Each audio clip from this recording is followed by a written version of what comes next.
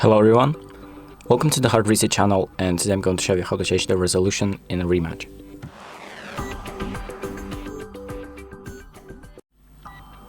So the first thing that we're going to do is open up the play section of the game. Then we're going to select system, press options, and then we're going to go to the video tab.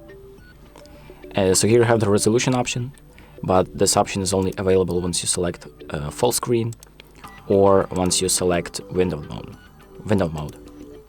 So you can select the option that you want, the resolution that you want, and once you've selected that, you can just exit out the settings, and as you can see, the options are saved automatically. So that's about it. Thank you for watching. I hope this video helps you, and make sure to like and subscribe.